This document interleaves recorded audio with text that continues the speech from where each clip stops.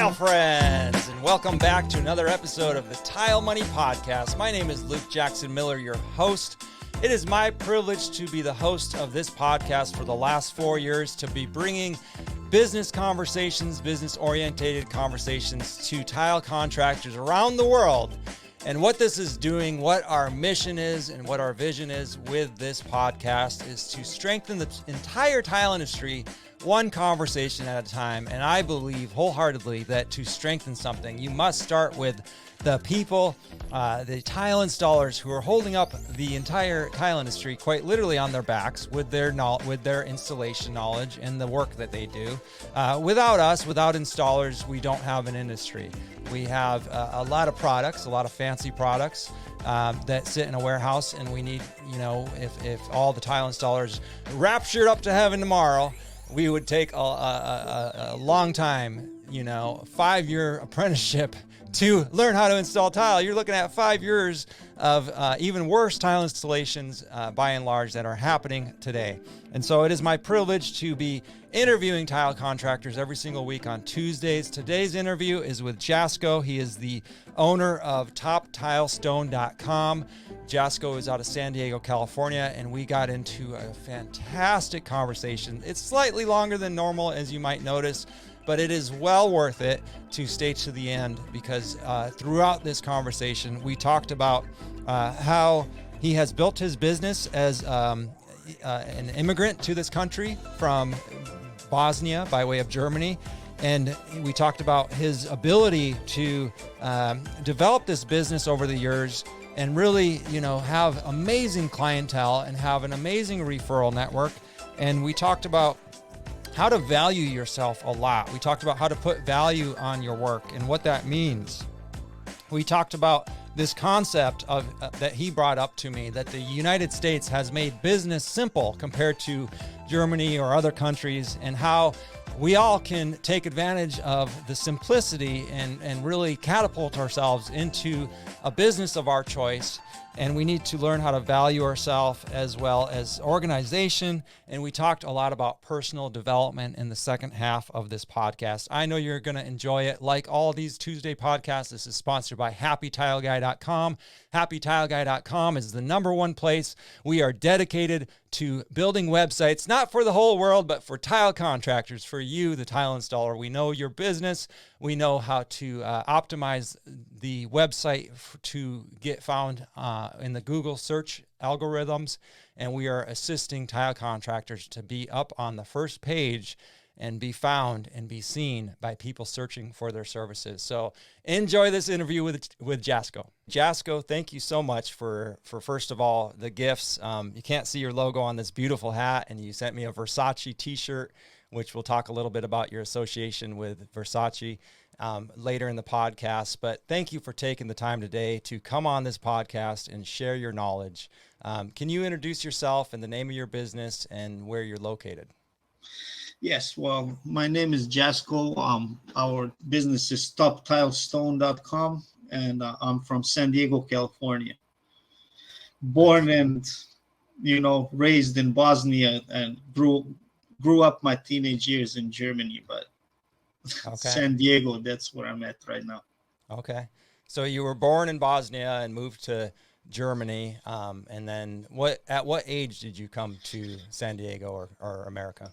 I was just a few months shy of 18 when I came to the States. So nice. I developed a little bit of a teenage character already, yeah. in Germany. So it was a culture shock when I first got here, man. I wanted to go instantly back. When I saw where I was at, I was like, oh my God. Oh, really? You wanted to go back to Germany? Yes. Yeah. Yes. But then, that was our life. And you just have to up and go, man. Like, a few times in my lifetime, I know, like, the military families, it's not a nice experience when you got to shift so much, but you learn to exist within it. Yeah. Yeah. And then you have other types of people who just crave that constant moving around. I myself tend to lean towards, constant moving and constant, evolution. And even where I live, I get I get in a route and it's like I want to change it, you know, and I've moved several times, but that's the beauty of it, right? It takes all kinds. And I want to talk, you know, later in the podcast here, and I'm glad you brought it up so early. I want to talk about, you know, being a first generation immigrant to the United States and being a business owner and what you've done with your business, because I think you just have a phenomenal business. Your branding is top, you know. I mean, you have just described your business, top tile stone, and you came out with this branding and you're doing phenomenally in San Diego there by the outside looking in, you know, watching your Instagram and your social media and looking at some of your website and diving into the jobs you've done. We've spoke previously. Can you just describe, like, what are you specializing in San Diego besides just tile and stone? Well, honestly, main of the business, what I specialize in is custom stone work. I mean, that's where we really pride ourselves. I'm fourth generation, you know, stonemason. So it has evolved through the generations, being involved working on stone and tile. And we really specialize in doing custom work with that, but displaying it in a, you know, personal way. Like every client has their own vision, and we try to bring them that picture. So I really specialize, you know, in like bathrooms is one of our strengths. Like that's where I find the most joy doing it.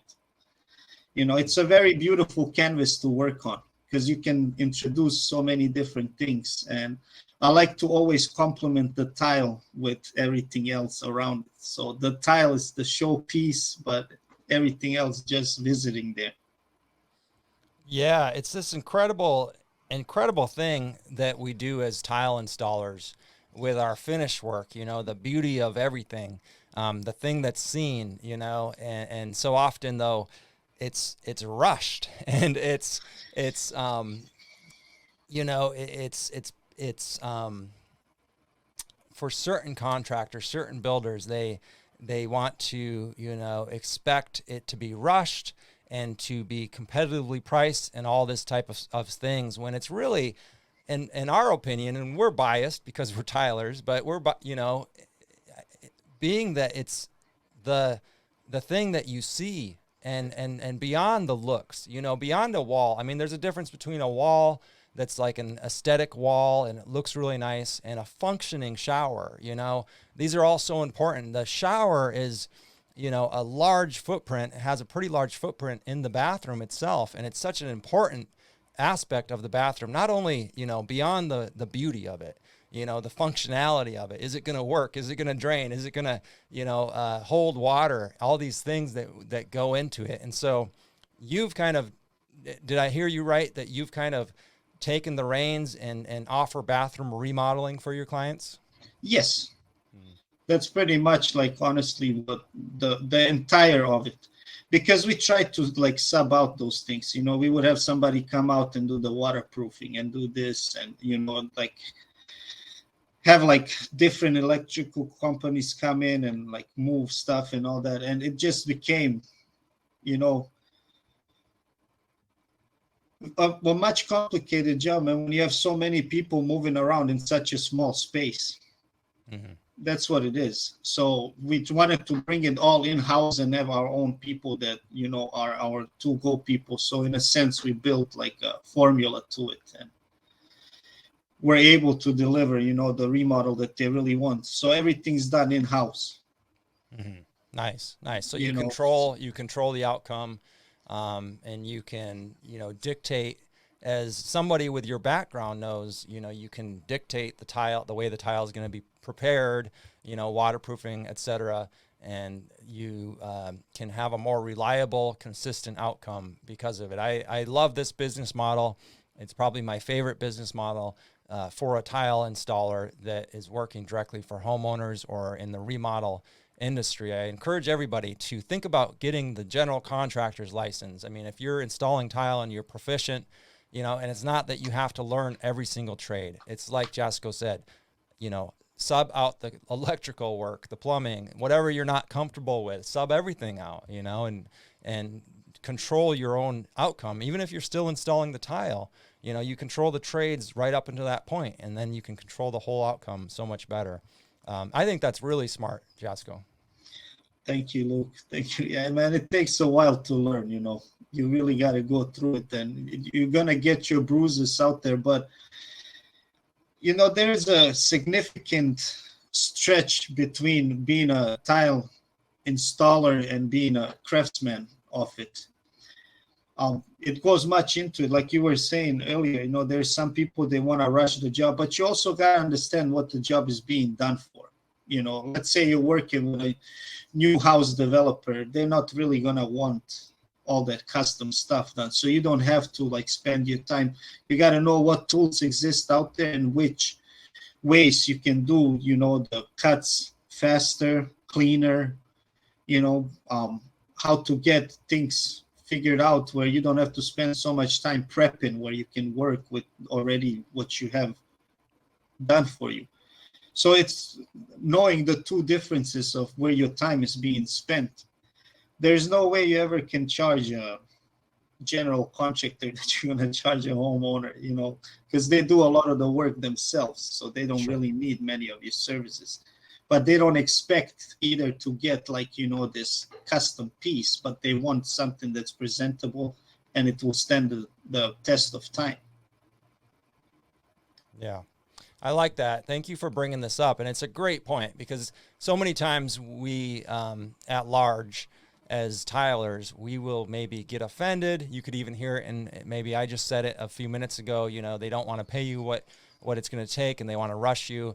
And basically what you're saying is understand that there's a difference between, the production home that isn't custom and it's being made in mass, and the outcome is a sound structure that's clean and a tileable surface, and it's more commoditized in that way. And understanding that you're never going to take if you're an artist and you're passionate about just wild designs and taking your time and everything is perfect, don't expect to force that business model on the builder who is maybe building spec homes where, it's not custom, it's not fully custom until it's sold, maybe.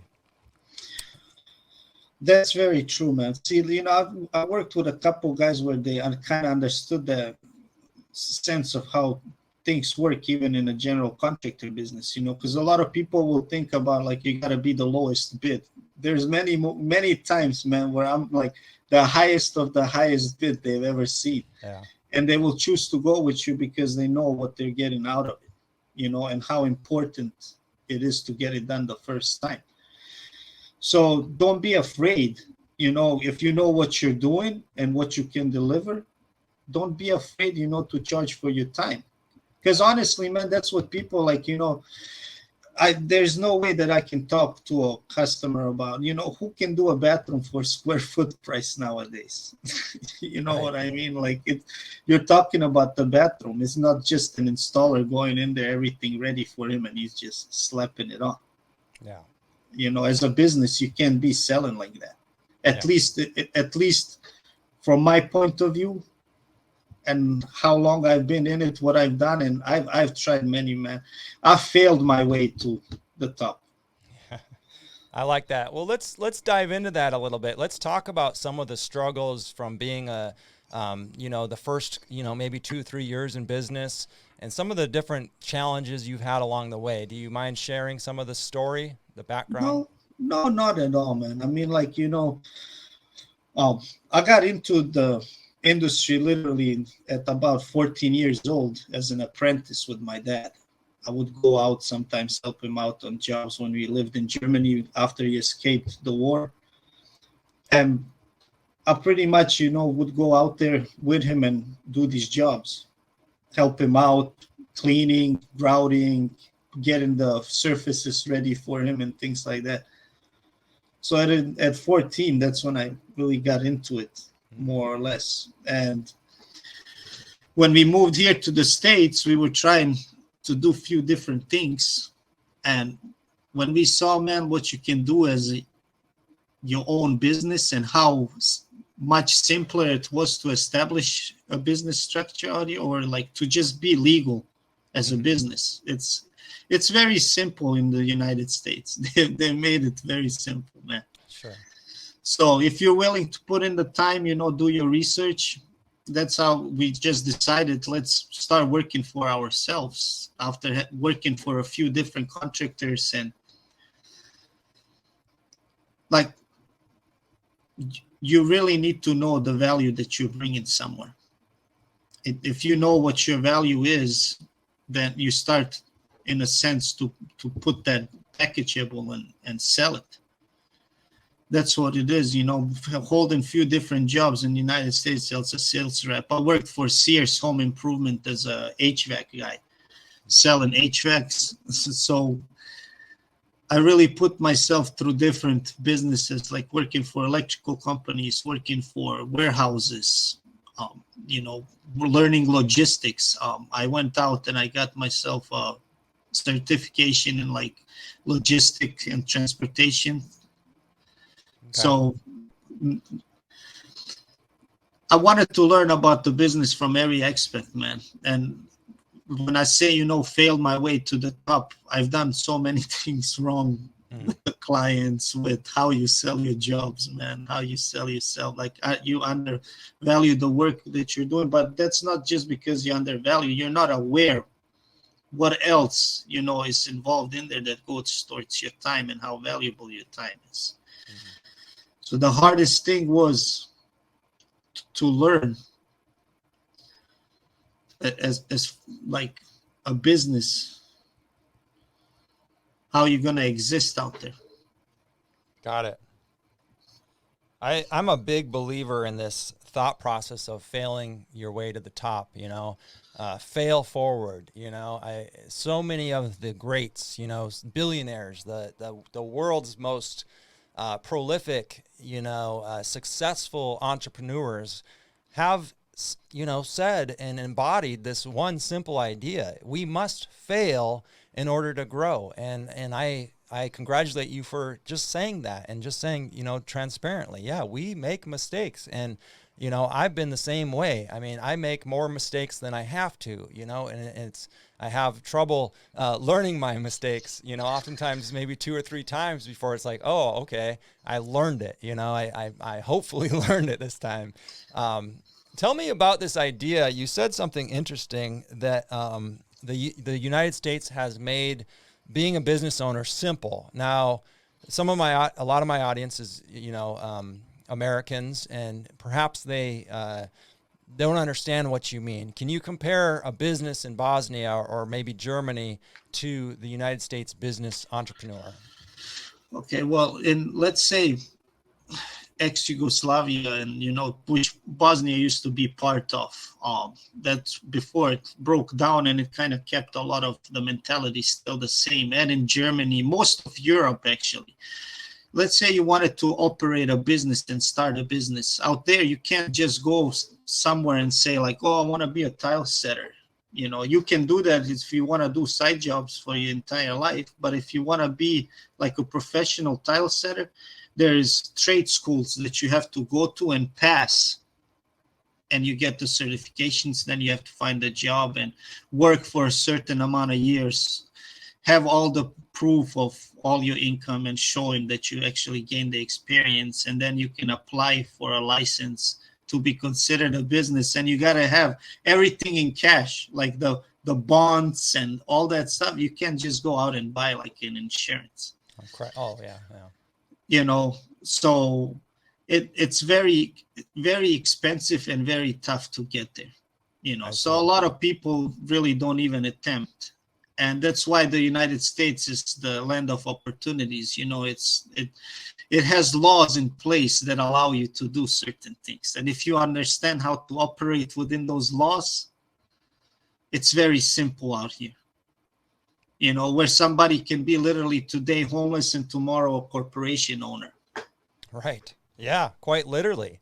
The limitations in this country that we put on ourselves are just that. They are self-limiting beliefs. Business is hard, everything's hard. But when you compare it to somebody with a background like yours, and you say, no, this is so much simpler, so much easier to be an entrepreneur, to live the American dream. And that is encouraging to hear. And we could find two people, we ourselves could go into a long discussion. Probably, I don't necessarily want to, but on the benefits and the issue or the trouble with, the two different models, the American model. Hey, we were going to lower the bar for entrepreneurs, but by and large, what I like about this model and the free open market is, hey, I'm going to open a tile contractor company tomorrow, and I can do that even if I'm homeless. And the free market is going to dictate whether or not I exist. My efforts are going to bring back the results. But what you're saying is, in other countries, no matter how much effort you have, if you don't, it's just going to be, 10 times harder, 20 times harder, sometimes impossible in certain countries around the world. So I think this is good because it gives us perspective on what we all have the capability of doing here in the United States and other Western worlds, and other, of course, governments are similarly based. But I appreciate you kind of shedding some light into this topic, and tell me about, you came over here, you were employed, and you've mentioned or alluded to the fact that your employment was valuable because you learned different business skills. You were in sales, you learned sales, you were taught all these things.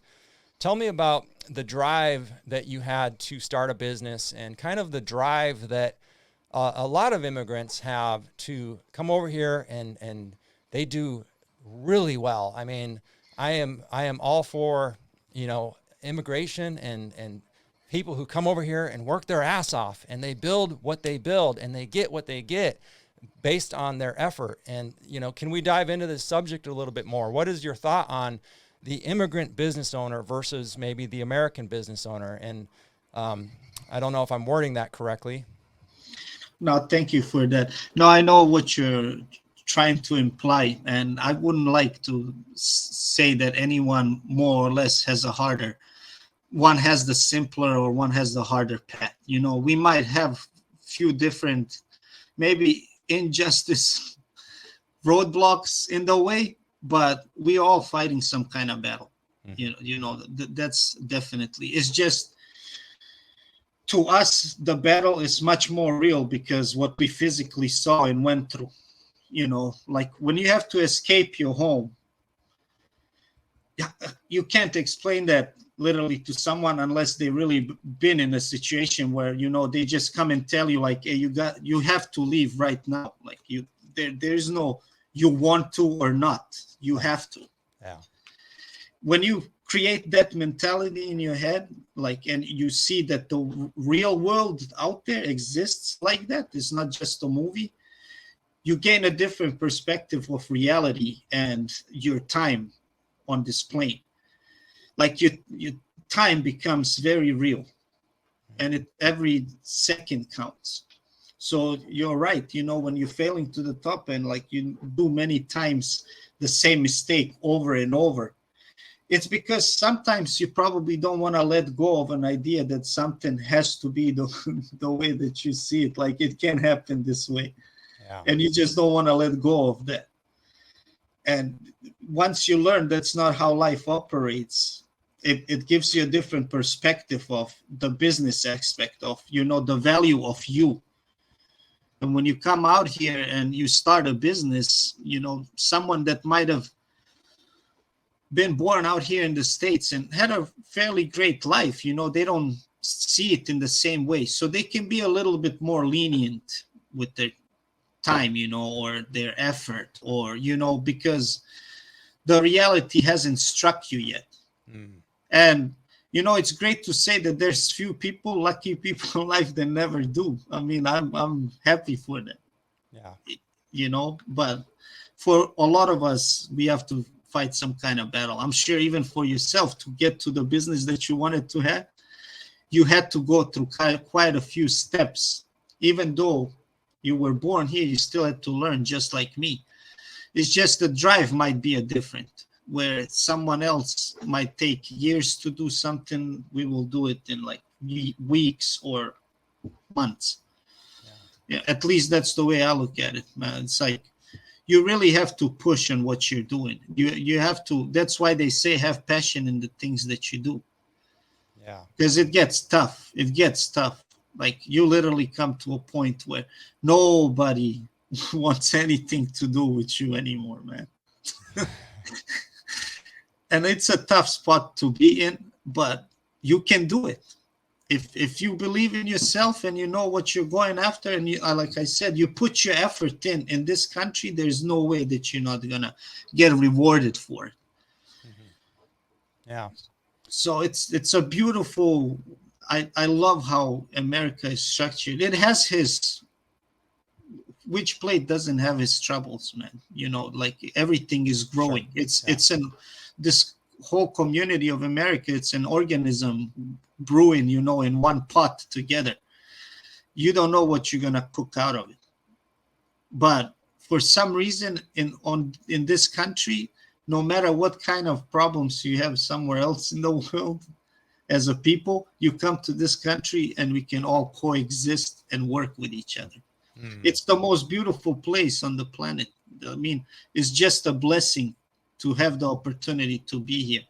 So when you see how easy it is to own a business, if you really put your time in it, you cannot complain and tell me, you know, that it's tough. It's always going to be tough. You are alive, you know, as long as you're getting up on your 2 feet every morning, you're alive. It's going to be a rough ride, you know. Yeah. So you might might as well make it enjoyable and, you know, work, see your value. Yeah. You've said this multiple times, see your value. And I think for our trade and for so many people, not just, you know, beyond our trade, but for so many of us, we've been devalued and we devalue ourselves. What advice can you offer on finding your value and sticking with it? Well, you know, it's style money, obviously. So when I say, you know, find your value, is like there's a lot of people out there that when you talk about, like, let's say the pricing on some of these things, and somebody will say there's a certain number, you know, like most of the time, if anyone sees a bathroom for like $20,000 or $25,000, they think like, oh my God, you know, it's a huge contract. And if you never done that as a business, you might hear the number, but you don't know all the things that go into that, how much of that you're spending. When you're doing it as a side job, right? You know, you cannot charge that. But at the same time, you don't understand the value of it. You know, so you're underselling yourself and you're not hurting anybody else but yourself. Yeah. Because you really don't see the value in what if you're somebody that really does a great job and like you know what you're doing and people are satisfied with what you're doing, and like 10 years later it's still standing, like you walk in there and it looks like you just did it yesterday, you know you delivered a great job. So if you have that type of skill, then understand the value that you have and what you bring to the table. Like you offer something that you can guarantee, you know, it's not gonna fail, because it's a significant amount of money anybody spends in their house. At least, you know, that's where I'm coming from, because that's what I do day in, day out. So that's how I would explain it the best, like in those terms. But you can carry that over into any business or into any skill. It doesn't have to necessarily be like only this function. It's like the like school, you go and you learn the basics, but it's not going to teach you and master you in the skill. Right. So you spend a lot of your time to master that skill, and you got to understand to value that time that you put in. So you need to properly like charge for that, because you know what you're delivering to the client when you walk in the house. You know, from the first moment of when they call you, you're already representing a brand. And if you have that, then you should accordingly charge for that, because it takes a lot of time to be that organized, and that means that person is going to deliver you an outstanding service. It's not just the product, sometimes it's the headaches with what you got to deal in this job. As a tile setter, you've done it. And it's the 10 years prior or the 15 years prior Exactly of perfecting our trade. We are, when you're at that point, you are very valuable, because now what you're offering is insurance. You're literally selling them insurance based on your experience. This isn't going to fail. And if it is, guess what? I charge a good amount of money so that I can stay in business, so that if it does fail for some reason, we can come back and fix it and make it right. Exactly. So the value is so far beyond just 100 square feet of tile installed on a wall, or whatever. I love it, man. And this value, we have to find it and embrace it mentally, but we also have to realize that the marketplace and the people we're selling to will put different values on us. And so you're in San Diego, you have a very large, population of people who, some of them don't value your skill. They're looking for a quick flip. They're looking to make a quick buck and quickly, turn over the shower or just build a quick shower and sell the house or whatever. But some of them will actually value Top Tile Stone far beyond what they might value somebody who's only been in business 1 or 2 or 3 years. How do you find your client that values you? Most of our clients, my little secret is I work with a lot of the tile suppliers here in San Diego, the big guys, like okay. Dell Tile, MSI Surfaces, Bedrosians, we work with those guys. And I'm in really good contact with all their designer staff, because that's what the first people that the clients see. Sure.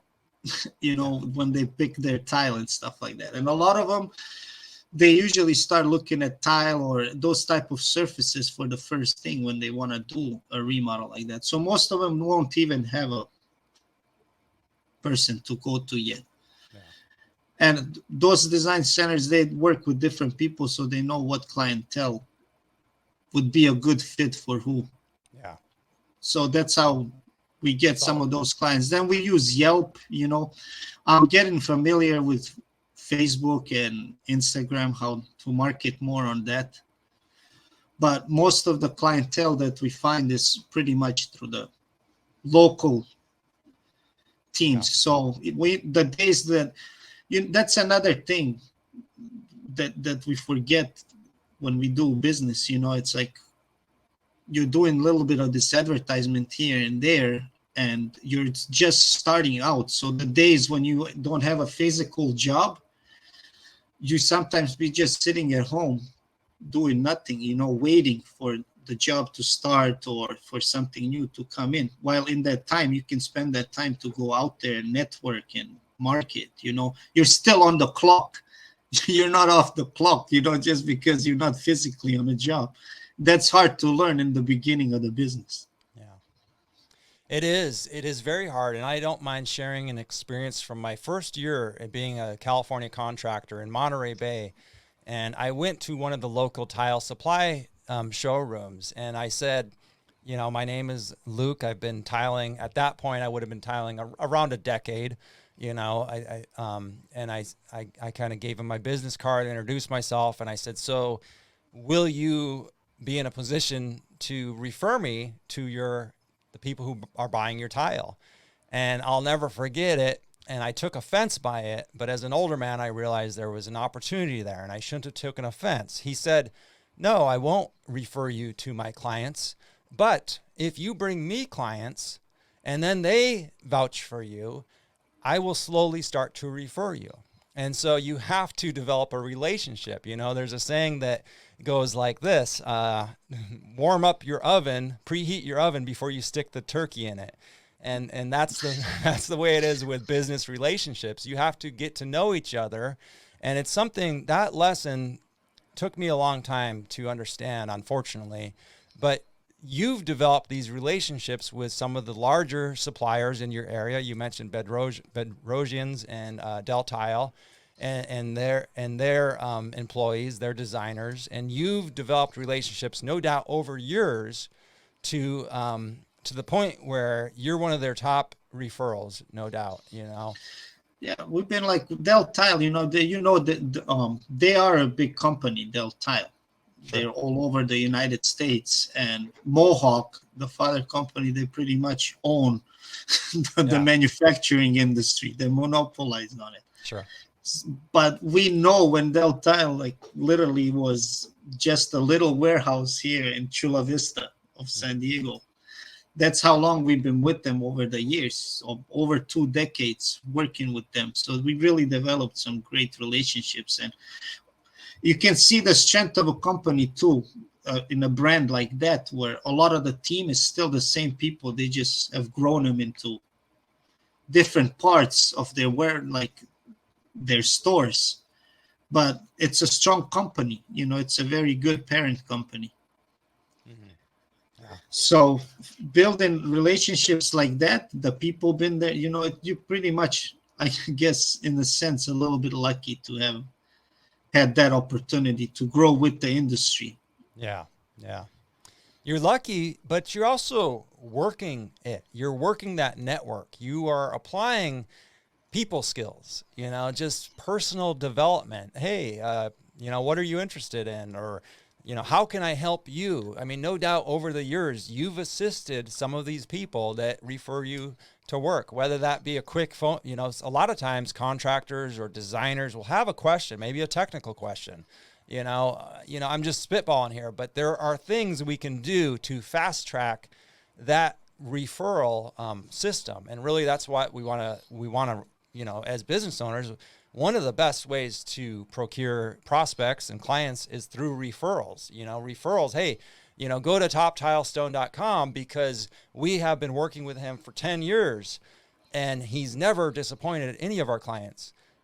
That person is going to say, man, that's a strong referral from Mohawk, the king of tile, Del Tile. And so that goes a long way. So it's not passive. And I would say it's far beyond luck. First of all, you have to be good at what you do, right? Because if you're good with your mouth and you're good with selling yourself, but then you underdeliver, guess what? You underdeliver once, maybe they'll forgive you. You underdeliver 2 or 3 times, they're going to take you off of that referral list.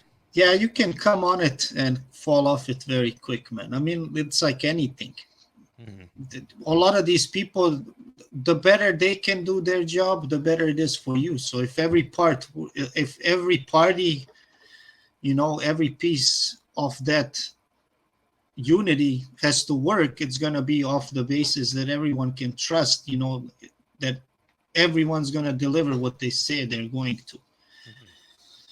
So, of course, if they need some quick guy or anything like that, they're just going to tell them, you can go here or there. That's where you might find somebody. Yeah. But it's really good when you know what you're doing. There's nothing wrong with working for somebody either. Sure. Like, I don't mind. Honestly, man, I always say, I don't care if I know I have a great guy that's doing a job and I have a job that requires that type of skill. I don't mind paying even $75 or $100 an hour. Right. You know what I mean? Like, I Right. really don't. If you're worth it, you will get it. Yeah. And I'm not saying that you can't get to that level working for somebody. Yeah. It really, even in the age where people think like technology is taking away a lot of these jobs. Yeah. Or they're making things cheaper because there's so many more things available. Let's say like those leveling clips for tile. People think because you have those now that every job is going to be done perfect, but it looks like on the surface it's straight, it's proper. You don't know how the install is done underneath. Yeah. That's just an aid. It doesn't make the job quicker. Right. Yes. Yeah. I like how you said, if somebody's worth it, if the value is there for an installer, I'll pay him $100 an hour. I really like this because when I was contracting in San Luis Obispo, I met a man on the internet who was in San Diego, but he wanted to move up to San Luis Obispo. And he was, I never met him in person. It was all over the phone, but just speaking with him, because I've been in the industry since I was 17, and I've interviewed at least dozens of, employees, potential employees, hired some of them. I could tell he was not lying about his expertise. He was being very very open about it, but he also valued himself. He said, "Luke, I need $50 an hour, $2,000 a week, minimum. I will come and work for you, and I can do X, and I can do X." And I thought, man, I do not pay anybody $50 an hour. My top guy was at like $35 an hour. And I thought, I can't do it. But then I started thinking about it over the next few weeks and months. And I thought, let me run these numbers. And I thought, okay, he can produce one shower and a bathroom floor in a week's time, in 5 days. And I believe he can. And most, experienced tilers could do that, give or take, the bathroom and scenario. But then I thought, well, he's asking for $2,000 to build essentially my client a bathroom, shower, and floor, and I know I can sell it at $5,000 or $6,000 or $7,000. And so, what's the problem? It's my. We go back to our own limiting beliefs. Yes. It's because I've never paid somebody $50 an hour. So what happened is I called that man back and I said, as long as you hold up your end, I will hire you and I will pay you what you need. But the time slipped and he was already employed by me. And so just knowing your numbers and knowing what you can sell a talented installer who can deliver will assist so many people. And I hope that helps somebody to think about business slightly different, because so many times we take offense. Like I took offense as a young man, as a 25-year-old man, at the fact that the store owner wanted me to bring them clients. And then I didn't take offense, but I had limiting beliefs. I believed I cannot pay this guy $50 an hour. That's more than I make. I was actually on a payroll, which was $1,600 a week. So my own limiting belief said, well, I'm the owner and I'm only paying myself $1,600 a week to run the show. But then I thought about it over the course of some weeks and months, and I thought, the value really was there. I could have made money. The business could have had a 50% gross profit margin off of this man's talent. And so I wanted to share that. Go ahead. No, man, for sure. I mean, you're definitely right. And one has to understand when you are doing something, and especially in, like, let's say, building relationship, whether that be with clients or whether that be with contractors, suppliers, whoever that might be, paying somebody that money, there's times where you need to find a certain person, literally, like you need somebody, because the clientele that you get in and you move in more of that. I've done literally jobs where I've hit the max of how much I would charge for labor, and I given that entire labor to the installer. Like literally done jobs where I walk out of there just to cover my expenses to be on the job, to spend it, but just to gain that experience and see, like, it's much cheaper for me to do that than pay somebody for months and months and months thinking they know what they're doing, and then it ends up costing you money. Yeah. So a person that comes in and, like you said, says, I want $100 or $125 an hour, but they're going to get it done. Yeah. They're going to get it done the way that it needs to be done. And you can trust them. You pay them that, and you go on doing the other things, because you want to grow as a business. And if you want to grow as a business, you got to learn how to delegate certain battles. Yeah, absolutely. Yeah, and in order to grow that, you just have to have the people there. So you have to share. You have to understand how to stretch your. Sometimes, you go blow $20 on something, and believe it or not, $20. There has been times where $20 was the difference between 10 grand in my pocket or go buy the pizza. Mm-hmm. It was like investing in Bitcoin, but you're investing in yourself. Sure. Yeah. You ate the pizza, And I did the same thing. I knew about Bitcoin when $10 could have, I would have been a wealthy man today, but I ate the pizza instead. Well, but sometimes you do that, right? Yeah. You can't Learn. predict. Yeah, Yeah, there's things you but can't you learn. predict. Yeah. You learn as you go along the way. Like Einstein said, the like insanity is doing the same thing over and over and over, but expecting a different outcome. Yeah. No kidding. and Yeah. and that's where values come in too. It's one of those things. It's like I bargained with life for a penny, and that's all it paid me. Not 1 cent less, not 1 cent more. Yeah. Whatever I asked of in life, I could have gotten it if I would have only asked for it and put in my time. So everybody's value, man, you want to be valued, right? So you should value other people as well and their skills. Yeah. And what they're bringing. Clientele too. You got to understand what value your client is bringing to you. That's the most important part of your business. Yeah. And that's the person you got to think about. That's the end consumer. Yeah. Yeah. On your website, you have the picture, the photo of the Versace facade, the job you did. And I would imagine that working for Versace, installing that marble, gave you a lot of value, correct? Well, it gave me definitely a lot of skills, and I gained a lot of value, personal value a lot. Yeah. And one has to personally develop themselves. So you have to stay in a constant flux of growth. Yeah. And that's one of the beauties, of having to come into this country and have had the, roadblock or hindrance of, or so to say, the barrier of not knowing the language. And it bothered me so much, man. I started hanging out with my people. Like, I didn't want to speak in my language no more. I would go out there and force myself to speak English. Mm-hmm. I had to learn it. And it kind of gave me that for life lesson. You just got to keep learning and growing and growing. And as you do that, you're building a personal development and you're building certain skills. And those skills can be transferred into a business too. You got to understand a business is an organization, and it's pretty much its own persona. But all your development, all your skill can be put into it, and then you're gonna bring in other people into your enterprises. You got to understand how to delegate, whose job is what, and who to trust, who can you trust to do this job, and you don't butt in. You dedicated them to that. You asked them for a certain result. They said they can deliver it. You let them be.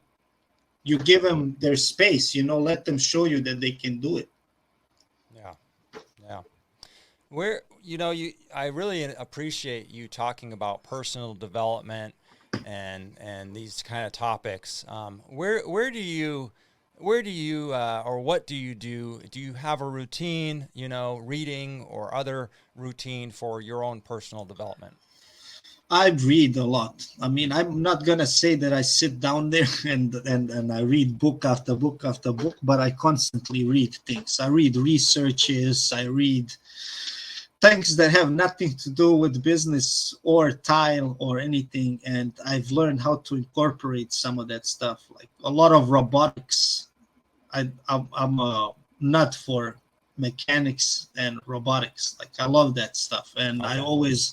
I loved coding and stuff, so Okay. that's what I went to college for. I was gonna do computer science, and I dropped out and went into tile. Yeah. And I took that mentality into the business, and I broke it down to the subatomic level. Okay. And honestly, that's where it shows, my reading. I really love to read.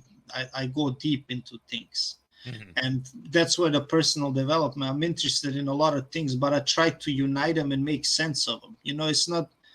There's no sense of having so much information and you don't have a way of organizing and structuring that information, because there's no use for it if you're just cluttering.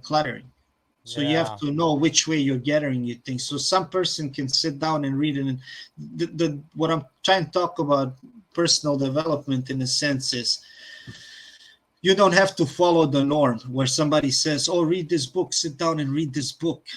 And you get frustrated because like you don't function that way. At least for me, it's that way. My mind don't function like that. I will take 10, 15 books at once and be going through them. But I already read all of them, but then I start studying them. Sure. It's interesting you mentioned this, and I've heard other people say it, and I've developed a habit of reading like 3 books at once. So I won't just be reading one. I'll be reading like 3 to 5, some of them on audio and others like in the morning.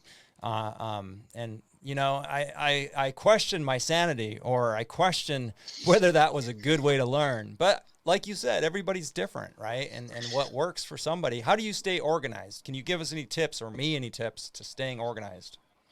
Well, to staying organized, you have to have a structure.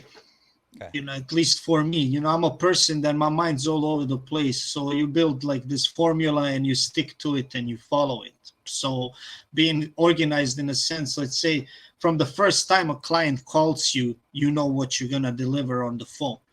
You understand how to interview that client, if it's going to be valuable to them, for you to represent your services to them or not.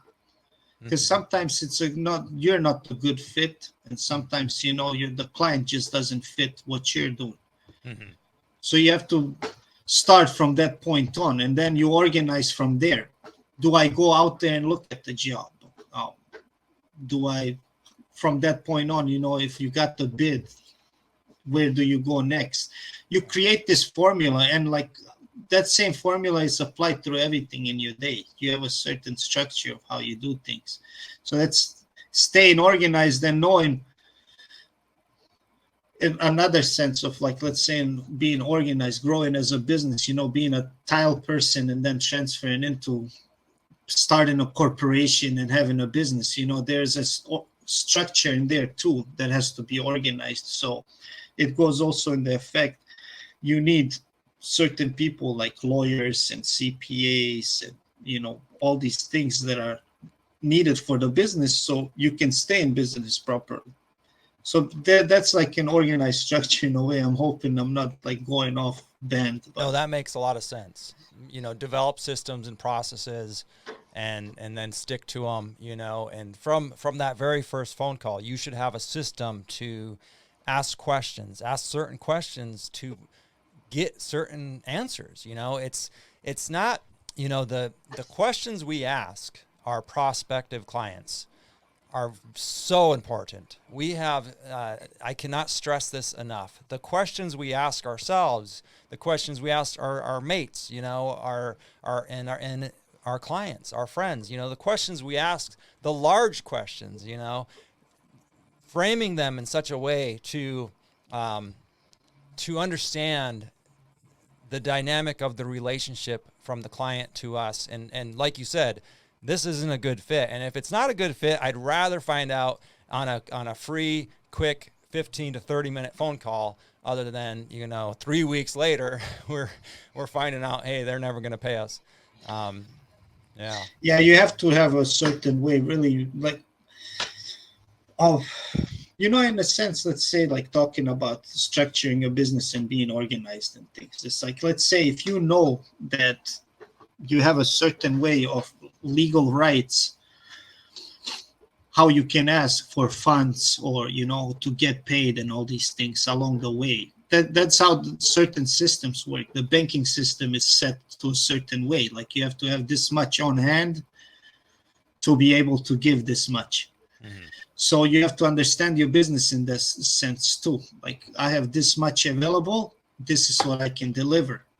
That's where you overstep. Sometimes you get this huge job and you run in there thinking like, oh, I'm coming up good.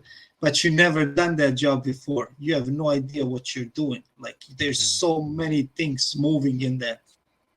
Yes. And you lose yourself there. So you really need to know, like, okay, within these clauses, like in California, for instance, is the law that you can only take as a deposit $1,000 or 10%, whichever is less. Right. I don't know, there might be in other states as well, but you never ask for more than that. Right. But also, when you do, let's say, ask for a deposit like that, you can write in your clause, like pretty much, so to say, your terms. Right. You got to understand your terms, like you have rights to them. So you can write that on your contracts, even on your bids. You can add it as an extra page.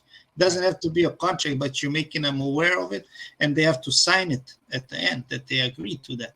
Yeah. So if you say I need $1,000, and for that $1,000, you're going to get my time, as far as I'm going to help you picking those materials. I'm going to help you with it. So in case it doesn't work out, at least I didn't lose my time. You get my first 2 hours for free. I will come in there and we will do a review of what you want to do. I will give you an overall idea of how much something like that would be, what would be necessary to get it done. But if you want my dedicated attention, you need to reserve my time. Yeah. You need to understand that you are entitled to, by law, to have something like that. So you put that in the structure of your organization. Yeah. And after that, you can pretty much, once you start the job, you put in a week of work, you can ask for your funds. But a lot of people are afraid. Right. Right. Especially when they're coming in there as just being a tile guy and going for the first time in business, like you're trying to build that clientele. So you're walking on like eggshells. Yeah. So to say. Yeah. And a lot of people don't know the rights that they have. Yeah, that's true. That's very true. Yeah, those are good points. Really good points. I agree. I follow the same rule in California. I was aware of the law, $1,000 deposit. But the way I read the law, that first day we're working, we can take, more money. We can take a you larger can come deposit. to any agreement you want. Yeah, that's exactly. between you and the owner from that point on, because you're already on the job, you started it. Yep. From that point on, it's the agreements between you guys. Yep, absolutely. So from literally whichever way you want to set it up, you can dictate it. But it makes it easier for everybody because everyone knows what to expect. Nobody's just thrown something randomly at them. And it makes people more comfortable to work with you when they see that you have a certain structure to what you're doing. Yeah. And a certain representation, and you deliver on what you did. And there's times where you really got to know who you're talking to and the client that you have. You really can see in a potential person, when you talk to them and you go and you look at a job and you're like, oh, it's not even worth the grand. Right. There was jobs like that where I was called in by a client and I literally saw the person and I got to, like you said, the development, personal development. I learned a lot about people skills because when I first didn't speak English, I had to understand people with their body language. I didn't want to offend them the wrong way, do something, say something the wrong way because I was learning the language. I was still trying to make sense of making a proper sentence. Yeah. Like to tell somebody, like in our language, to try something says probaj. I came here to the United States and our manager of the building came over and my dad is like, I'll tell her to try this. And I told her probably, like I mixed up the words. Sure. So I kept trying to say that. And what I'm saying is like, you have to learn body language. Yes. So not to go off track. No, I love it. Going back to the client, yeah. You see on their body language what it is. You see, when you first walk up to the job, you can kind of pay attention to all your surrounding, and what's being done in there, what's going in there, find out as much as you can about the property before you even go there. Nowadays, you can employ all your resources like the internet. You got Zillow, you got Realtor.com, you got all these websites where you can go and find out a lot of things about these properties, like what years were they built, who was the builder that built them. It will show you a lot of things, what you can expect. Yeah. So there was jobs where I walked in there looking into things like that, and I took $1,000 job. That usually somebody would be like, "Oh, it's just $1,000. I'm not gonna go waste my day there." Yeah. But you know what potential you can get out of there, and I done that, and that job turned into $150,000 job. Wow. Wow. Yeah. Like, I'm not saying all instantly, but it was Sure. a client where I did that worth of money in the stretch of 2 years, Right. Right. and that's a good job there. So the more you develop your personal skills and your people skills, the better you will do. And the way you stay in that is like you stay on the constant reminder Yeah. that your time is limited. Yeah. Yeah. There's only so much that you can do in a 24-hour day, especially if you have a family, you got children, you got a wife, you got to know what you're doing, and Yeah. you really need to be on point. And I know we all fall sometimes into situations where it's a little tough, Yeah. but you just have to keep moving. You just have to keep going. Yeah. I really like and appreciate the fact that you brought up two really important things just now in the last 5 minutes. One was the body language, and you had we work with what we have. We have to acknowledge that certain uncomfortable situations result in bettering ourselves, and not knowing English, very frustrating. But you learn, hey, I'm gonna learn body, and guess what? It would do everybody a huge beneficial benefit to their bottom line as a business owner to learn body language and learn facial recognition, because people speak words that often don't mean anything, but their body language will tell you more than the words. That's very true. Yeah. And then the second thing I really appreciated was where you talked about this concept of the lifetime value of a client. And so the lifetime value of the client is very important to know. And, some clients will end up spending less, or some clients, like in your case, will spend more. And you can never really gauge that, but maybe by learning body language and language in general, and people reading skills and communication skills, we can kind of start to see, hey, this client has a really good potential of spending not just the first 1,000, but the tens of thousands after that with me, or maybe even 100,000 in a couple of years. I mean, that's a fantastic client. So I want to encourage everybody listening to think about the lifetime value of your clients, and this will help you when it comes to advertising. Hey, I can get you a lead on Facebook ads for $10, or maybe it's $20.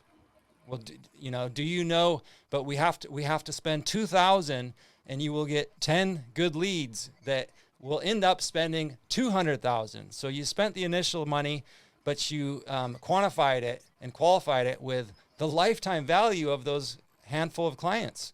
And that's how you get your return on your investment. That's how you decide, I am going to invest in this because I know I'm investing my money now, but because the lifetime value of my clients is on average $10,000, I know that I can spend $1,000 per client on advertising in the next year and not even sweat it, because it's all upside. It's all money.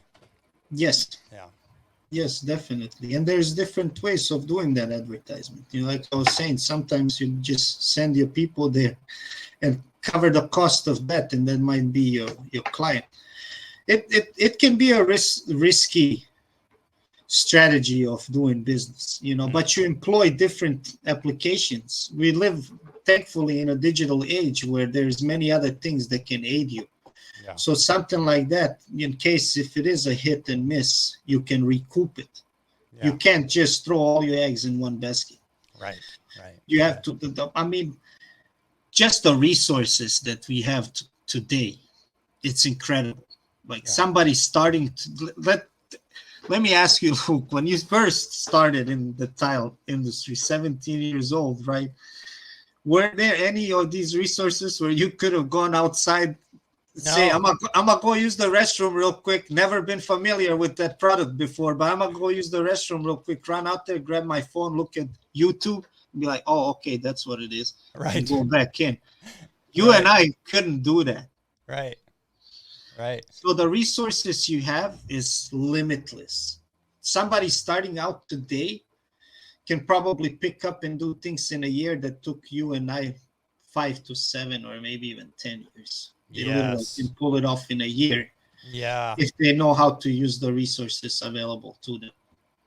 I think this is another great topic, honestly, is a lot of times us older guys and gals who are experienced and, maybe middle-aged will look at the younger generations and say they're skipping their apprenticeship or they're rushing or and really they're learning quicker because they're consuming YouTube videos on tiling at night after work or whatever the case Exactly. is. And so of course they're going to learn quicker, like you just mentioned. And even when I was 25, and that would have been 2008, in California, and I got my contractor's license, there was none of these resources. There wasn't iPhone in 2008. Exactly. And I went to meet, thinking about advertising my business. I met with a guy selling the Yellow Pages, and he said it's $5,000 a year, and you're going to be in, we're going to have a tiny little ad, and it's a lot of freaking money back then. And now you could literally take $5 and run and boost your ad on Facebook and maybe land a $50,000 client. So everything's reversed, and the potential of advertising for cheap or free on social media is just astounding. Plus, like you mentioned, the potential for learning via YouTube and podcasts and audio books. There wasn't no audio. Well, there's been cassette books, I guess, for a long time, which was nice. Yes. So some of these things are old and some of them are brand new. But, man, I really have appreciated this conversation, Jasko. Thank you. I have too. Thank you. We talked about some of the shifts in the industry. Do you see any other shifts? I mean, you seem like somebody who's kind of predicting some things that might be coming down the line. Well, the shifts that are happening is I gotta understand the information that's available to all of us. The consumers understand more too, so they will have different questions for you nowadays. And one of the things that's gonna define if you are gonna be the winning, party to participate in that job is by having the most available information and resources, the biggest network to deliver to the client what they're asking. You really need to employ that well. Mm-hmm. It has to be there. Yeah. The education and providing that answer, and understanding that the conversation is so much different now than it was, like we're saying, before all this education and free content. Well, now the client has that same education. So the shift that I see happening is that they know a lot more, and you got to know a lot more too. Yeah. If you want to be delivering the product than the guy working with them. Yeah. It's just the biggest shifts are coming with homeowners. The questions that you're getting is stuff that you never got before, and the people that you're bidding against is the same thing, and that's on every scale. Might that be big general contractors, or might that be homeowners? I've seen that happening with a lot of people. Like you really have to know how to choose what you're doing, because it can cost a lot of your time. Yeah. The biggest shift that I see in is this waste of time. Honestly, man, a lot of people have gotten too comfortable. Yeah. And there's a huge wave of hard times that might, stand in front of us. And you have to know how to exist within that. Yeah. It's like realtors, in real estate industry. You see this huge shift when it's like low rates and a full inventory of houses. There's so many realtors out there, but when that all disappears, there's a few guys that are still standing the test of time. Yeah. And that shift right now is completely going digital. Everything is available online. You can learn anything you like online. Yeah. So you really have to you can't just be putting on a front anymore. Almost everybody is transparent nowadays. Mm. That's the biggest shift. Privacy has become very scarce. Yeah. Yeah. No kidding. So the biggest shift is like really you have to deliver on being what you say you are.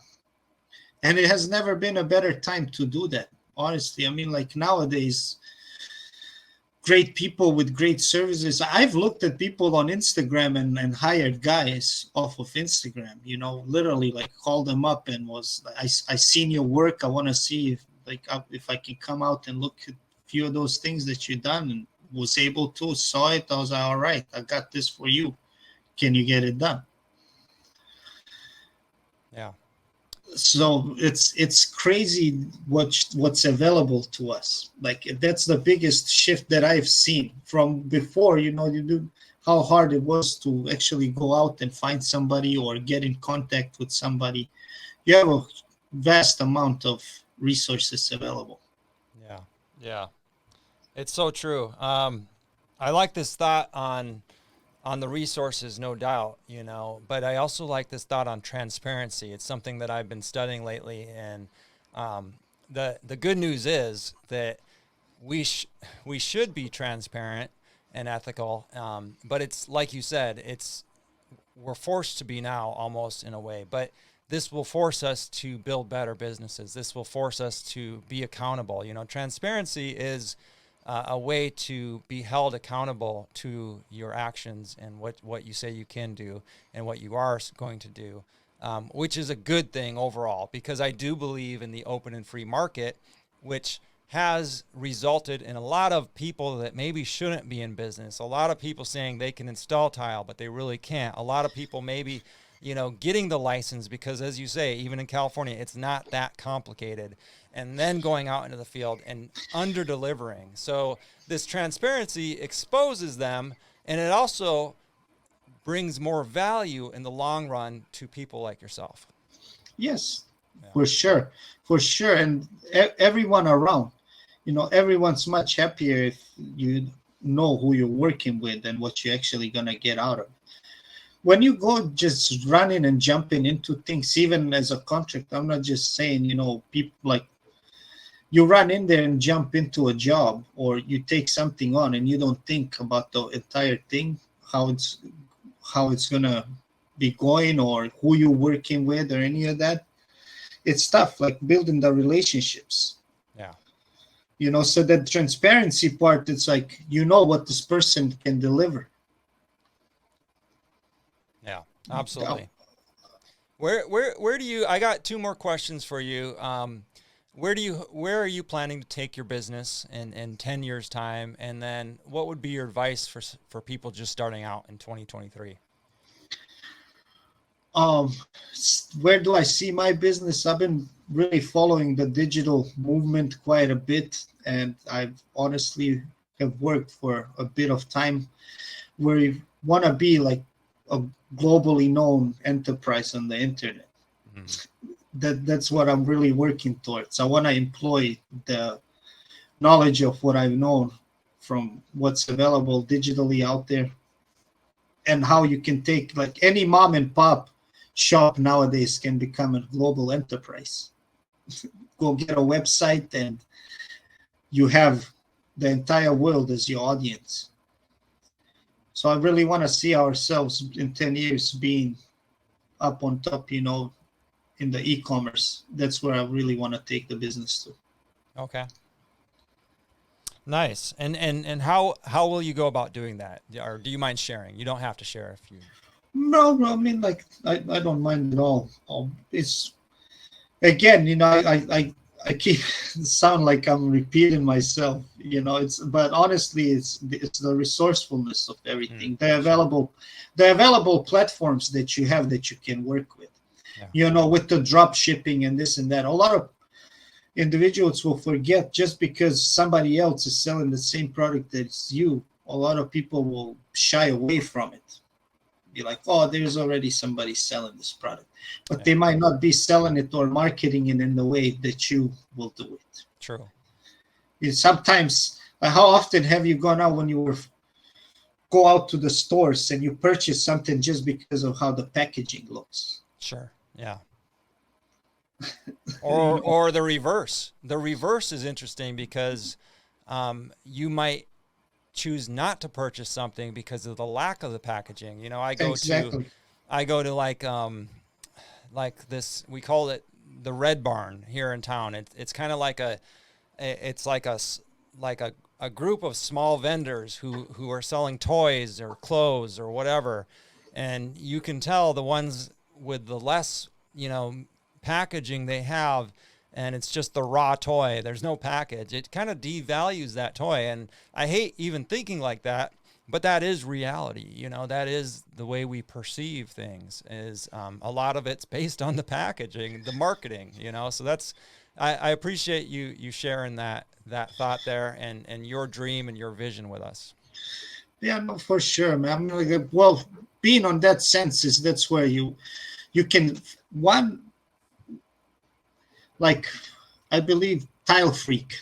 I've been following him on Instagram, Yeah. and I love what guy's doing, man. Yeah. He's killing it. He's a genius with the whole internet thing. Yes. Like, Yes. that's somebody that, like, in 10 years time, just like yourself, with tile money and stuff, you're gonna withstand the test of time. You're built to succeed in this. You have Yeah. made yourself fail proof, so to say. Maybe. Now, it's your character is there. The only thing that can shift, man, is you yourself, your mindset. But everything that's gonna stay in your way, you can make it happen. So with this business, taking it online, that's one of the things that we want to do. Like, want to get more familiar with the products, being able to represent to people what truly these products can withstand, and how they can be used, in which jobs are they a good fit, in which are they not, things like that. And to be a source of information for a clientele like that, and having them able to, just like Amazon, they give you a review on something and you can purchase it right there. Yeah. Yeah. But dedicated to a particular industry. Nice. So there's many people out there already doing it, and that's the beauty of it. It keeps you competitive. It keeps you on your toes. It keeps you relevant. Yeah. Absolutely. Hence the logo, man. Like, we worked on it very hard, very, very hard. And, like, by resources of network, I was very blessed to be graced by this guy, that when I worked for Source Signaling, for a marketing company, Okay. in the magazine industry. Mm-hmm. I met a guy, and he honestly taught me a lot about how all that stuff works and the marketing and everything. But he wrote for Rolling Stones Sure. magazine, Yeah. So, and he was doing a lot of the marketing for a lot of these guys. So he came up with my logo for me. Nice. I wanted it to be as simple as possible. I don't need no phone number. I don't need no over information. If you're interested, go check it out. If not, it's not for you. Yeah. Like, my shirts, I don't have no phone numbers on them. I don't have, just have toptilestone.com. And yeah. I think that's the best way to be. I mean, I'll put a plug in here for websites, because a website is it's like a property on the internet that you own, and yes. so is your phone number. But if I think people would remember toptilestone.com way easier. You're out and about, you got a t-shirt on, maybe the truck, the branding, and somebody sees toptilestone.com. They're going to be able to remember that when they get home. They won't remember your phone number or whatever, and it also speaks, there's a reason not to put your phone number. It's almost like if you have to put your phone number, are you really that relevant? It's a psychological thing in branding. Yeah, it's just some people still remember phone numbers better, some websites, but one of the big things is that a website, now everybody has a smartphone and they have a browser, no matter what kind of phone. Even those little kids' phones almost have a browser where you can go online. So it's so much easier. Like, one of the things we're working on is updating our shirts with the QR codes so people can just hold up their phone to our shirt and boom. Yeah, I like that. You just got to, like I said, stay with the thing, and you're staying fresh and relevant. So employ everything in your business, man. You're not limited. Just like open your mind. Yeah. It is crazy what it can do. Like a parachute. What's the point of having a parachute on your back and jumping out of the airplane if you never open it? Right. It's never going to work if it's closed. So your mind has to stay the same way, man. You have to stay open to constant development. Yeah. I feel like this conversation was more about, like, really developing yourself in a sense, being able to carry that over into your business. I know I haven't touched many points on the actual tile business and all of that, but it really, most of it, the work is the work. Once you have perfected the craft, it's a repetitive thing. Yeah. But your constant growth, that is not repetitive. Like, the only repetitive thing in it is that you stay on that constant grind. You just hustle away, man. You hustle and hustle and hustle. You see, in the beginning, we started asking, what's the difference between an immigrant and somebody that was born here in America? But look at yourself. You've been born here, man, but you fought the same struggles. You went through the same battles, and look where you're at today. You're a name in the industry. People recognize you. Even in, like, when you go to the tile meetings or the expos and all of that, people are starting to recognize you. Yeah. And to get to that point from where you had to fight all those same battles. So there is no difference. The difference is within the mindset of the individual. Do you have the fight in you or not? But where you come from, it might have to do a little bit with this and that. Like I said, you got to fight with things a little bit more, but we all have the same opportunity, and we all fight some kind of battle. Nobody's battle is less than someone else's. Yeah. I love it, man. And I really appreciate this conversation. And just so that the audience and you, just full transparency here, I am shifting my conversations to highlight more people like you who are into mental development and personal development, because I've realized here that without that, you have nothing, and we've heard billionaires say, we have money, but we're not happy because we never developed the happiness. We never figured out our reason for living and being happy. And so without it, it's just a facade, the real life, the family, the your happiness and contentment with who you are and what you're offering the world is the most valuable thing. And, I want to have a slight shift. I mean, over the years, I've talked about mental health and different things and mental growth, but in 2023, I'm really doubling down on that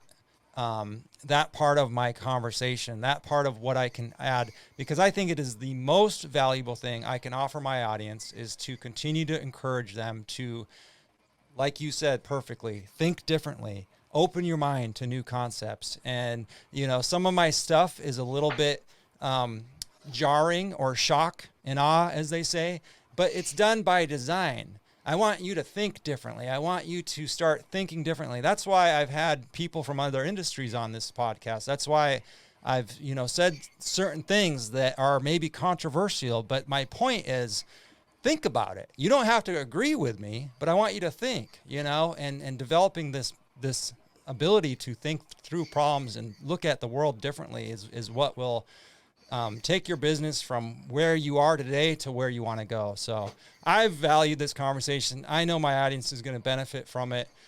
Where can people find you? I know you're on Instagram. Where else are you?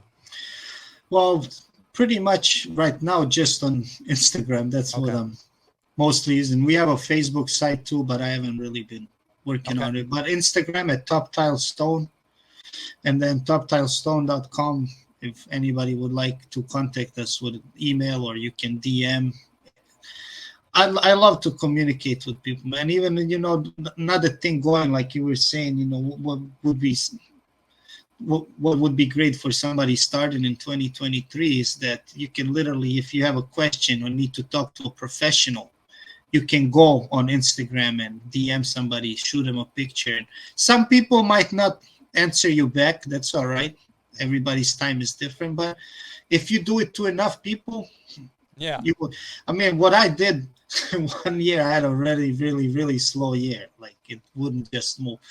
And I woke up every morning, made myself a cup of coffee, and went on LinkedIn and all these other like networking websites, and just started shooting invitations, introducing myself, trying different ways, writing different introductions, like just doing all this stuff. And like you were saying, the mental health, it has to be part of it, that you got to keep yourself always like moving in a positive note. Mm-hmm. Really, that there goes the value of your time. You got to value it enough to really work on yourself. That's the most important thing that you have in life, is yourself.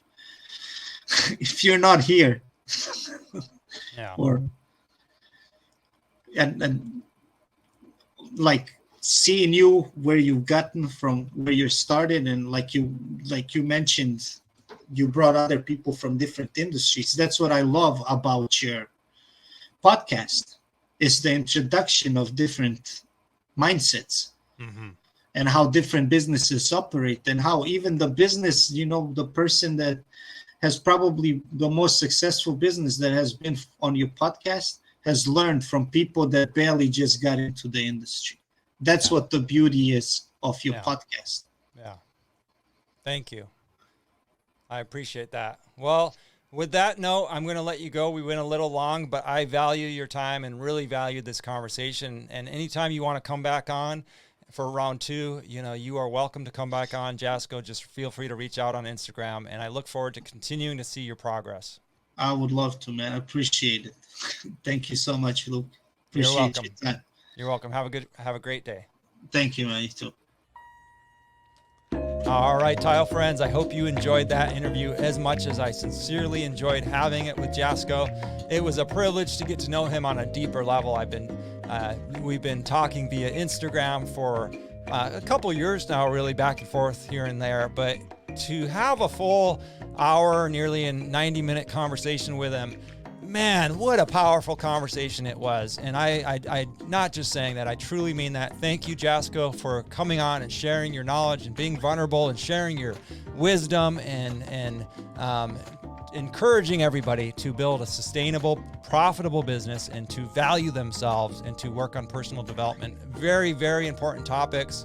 And I look to have more conversations like this as the years develop. Hey, if you're enjoying this podcast, don't forget to subscribe wherever you're listening. And if you're on Spotify or iTunes, leave us a review. It means the world to us, and more people will find it. And a rising tide raises all ships. The more tile contractors we can assist to strengthen their businesses, the more you can all charge, because the value is going up, baby. All right, have a great day. And don't forget, stay profitable out there, tile friends. Over and out.